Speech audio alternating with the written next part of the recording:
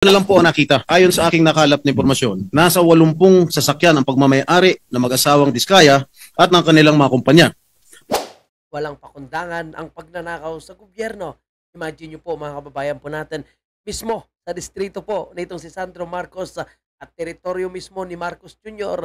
Abay may mga anomalyang ghost project at mga substandard na flood control mga kababayan natin.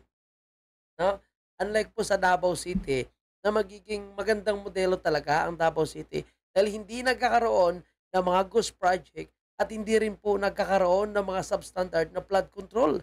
Lalong-lalo na sa administrasyon ni President Duterte.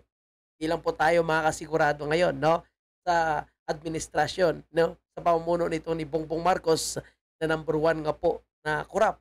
Most corrupt government, most corrupt administration, most corrupt president, and most corrupt budget in the history of the Philippines.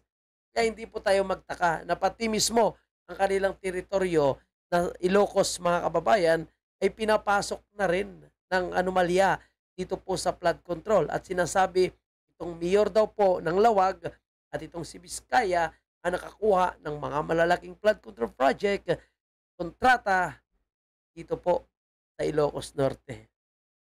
Ay ha, kilalaman kaya si Sandro Marcos dito, mga kababayan natin, no? Kaya talaga yung pagdinig na ito, sa totoo lang mga kababayan po natin, sa House of Representatives, no? Wala talaga tayong maaasahan dito. Talagang muro-muro lang. Taswila talaga yung nangyari dito. At ngayon, dahil palpak po sila, ang gusto nilang palabasin, no? Na yung Diskaya daw po ay kontraktor ng mga Duterte. Hindi ba nila alam na yung mga nalaman noong administrasyon ni President Duterte na gumagawa ng mga maanumalyang proyekto ay pinagbaban at kasama po dyan ang isa sa construction company nitong si Sara Diskaya at nakakapagtaka kung bakit nakakuha po sila ng permit no, sa administrasyon nitong si Bongbong Marcos. Ito panoorin natin yung nito, no, yung galing po kay Showbiz Chikadoro. Ginagawang propaganda ng Dilawan at loyalista ang linya na contractor ni Duterte, umano ang pamilya Diskaya. Sa Diba? Ganyan ang kanilang drama eh. bawat pagputok ng balita tungkol sa bilyon-bilyong flood control projects, mabilis ang banat, malapit umano ito sa dating Pangulo at doon ang galing ang kanilang impluensya. Ngunit matapos isa-isahin ang mga dokumento, testimonya, at mismong ebidensya mula sa gobyerno, ang istorya ay kumikiling sa kabaligtaran. Ayan ha, tingnan nyo po mga kababayan natin. Ito, lumalabas na po yung ebidensya na August 2015 na DPWH suspend St. Gerald Construction and its owner Pacifico F. Diskaya II for 1 year after the company submitted a falsified tax documents during a public bidding process. Ganyang katindi. O ngayon mga kababayan po natin, mula nung umupo si Marcos Jr., mula nung nagkaroon ng mga anomalya dito po sa flood control na ito, mayroon na bang nasuspinde? Wala pa po. Kaya puro lang yung salita si Bongbong Marcos. Diba? Kay President Duterte, hindi na kailangan magsalita, iginagawa na agad nila. Oh. 2015 pa lang ngayon, oh, suspended na sila. So, hindi yan sila nakakuha ng kontrata nung panahon ni President Duterte. Diba? So, paano sila naging close kay President Duterte? So, mayroon silang mga ibang company no, na pinasok. Pero yung gumagawa ng matino, nung panahon ni President Duterte, hindi po sila pumaldo. Kung magkano lang talaga yung regular na kinikita nila, yun na talaga kinikita nila. Diba? Hindi talaga sila pumaldo ng gusto. Talaga kay Marcos, talagang paldong-paldo talaga sila. Malinaw na ngayon na hindi kay Duterte nakaangkla ang mga Diskaya kundi kay Marcos at ginagamit ang media at boses ng Dilawan at loyalista para baluktutin ang naratibo. Noong August 2015, ipinatupad ng Department of Public Works and Highways ang suspensyon sa St. Gerard Construction matapos mahuling nagsumite ng peking tax document sa bidding. 7 buwan lang ang lumipas, March 2016, bago pa matapos ang termino ni Aquino, agad na inangat ang suspensyon matapos ang apela ng kumpanya. Ang pag-angat na ito ang nagbukas ng pinto para makabalik sa bidding ang Diskaya. Subalit hindi nagtagal, January, The Smart Zoom Reading Glass. Oh, may ads, no? I-play muna natin to ng konti ha, para kumita naman itong si Chiovis Chicadoro. Okay na yan. Stop na natin to. Sinailalim sa blacklisting ang kumpanya sa ilalim ng Administrasyong Duterte. Ang dahilan, hindi natapos ang Cavite Project kahit may hawak na mahigit 8 bilyong piso. Kung tutuusin, malinaw na hindi pinrotektahan ng Duterte administration ang Diskaya, sa katunayan, ibinagsak pa nga ito. Diba? Yan ang sinasabi ko sa inyo na kapag nagkakamali talaga sila, blacklist agad. At walang patawad, oh. Mark Villar po yung nag-blacklist. Ngunit heto ang malaking twist, matapos maupo si Ferdinand Bongbong Marcos Jr. noong 2022, biglang bumuhos muli ang proyekto para sa mga kumpanyang konektado sa Diskaya. Hindi bababa sa 31 billion pesos and 600 million pesos kontrata ang huling napunta sa kanila sa ilalim ng Laki, no? Diba? kasalukuyang administrasyon. Mula sa blacklisted contractor, naging bilyonaryong player ulit, isang pagbabalik na hindi maitatangging may basbas mula sa mataas na kapangyarihan.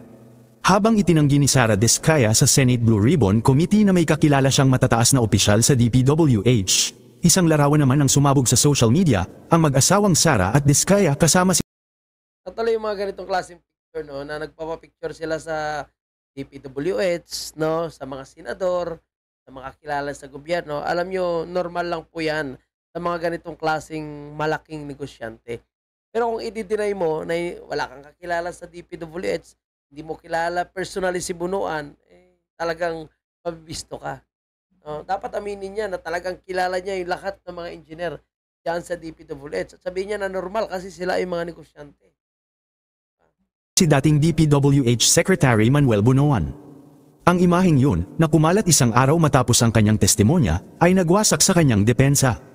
Sa halip na patunay ng clean slate, nagsilbi itong ebidensyang nagpapakita ng koneksyon sa pinakamataas na antas ng DPWH. Anong problema kasi mga kababayan po natin, no? Deny na deny po sila, napakalakas ngayon, no, ng mainstream media. Napakalakas ngayon ng social media. Pag deny mo, kanya-kanya agad search, lalo na may AI. Hindi kaya agad ni AI yung picture nila. Sinungaling ba si Diskaya? Tanong Sinungaling talaga. ng mga netizen na agad bumaha sa social media. Kasabay nito, lumutang ang isyo ng kanilang marangyang pamumuhay. Sa pagdinig, ipinagyabang ni Sara na may 28 luxury cars ang pamilya.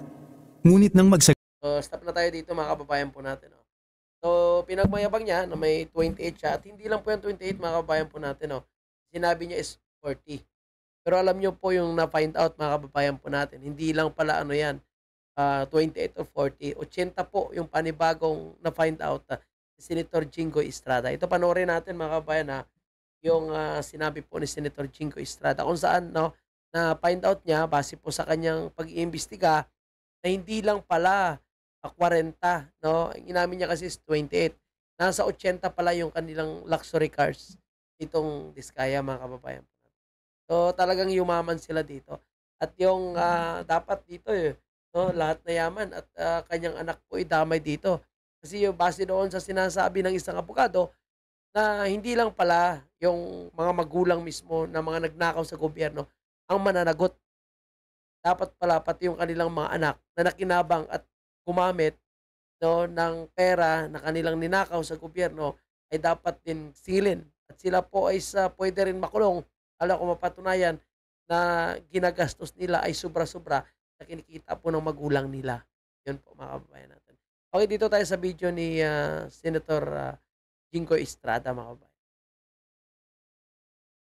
Customs carried out a search warrant in the property of the Diskayas in Pasig City and found only 3 of the 12 luxury vehicles in the premises.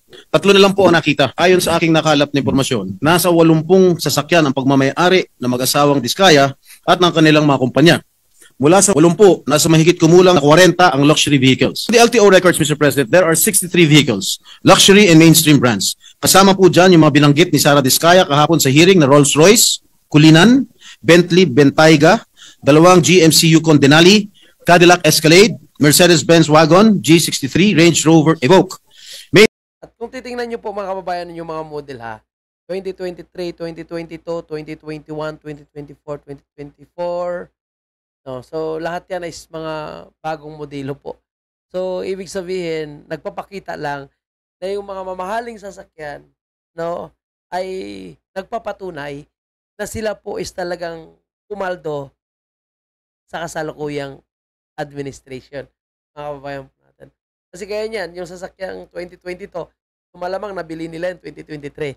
Yung 2023 na sasakyan, malamang nabili nila yan paglabas mismo o 2024 na po nila nabili yung mga sasakyan na yan. So, ganun po katindi talaga yung pagyaman nila. Ang daming hindi naman sila nag-collect ng mga sasakyan noong 2016 or 2017 ng mga mamahaling sasakyan eh. Ngayon talaga sila nag-collect. Kasi ngayon talaga sila pumalto.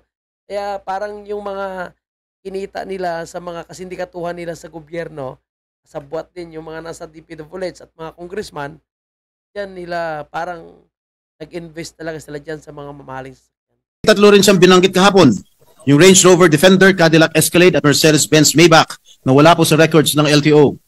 Sa pinag-uusapan na nag-viral na YouTube channel ni Julius Babaw, meron pang 8 luxury vehicles na wala sa tala ng LTO na nakapangalan sa mag-asawang Diskaya. Napag-alaman din ng aking tanggapan na meron pang 6 na mamahaling sasakyan ng pagmamayari ng mag-asawang Diskaya tulad ng Volvo XC90, Mercedes-Benz GLS, saka isang Maserati. Nakakalulang yaman po ito, Ginoong Pangulo.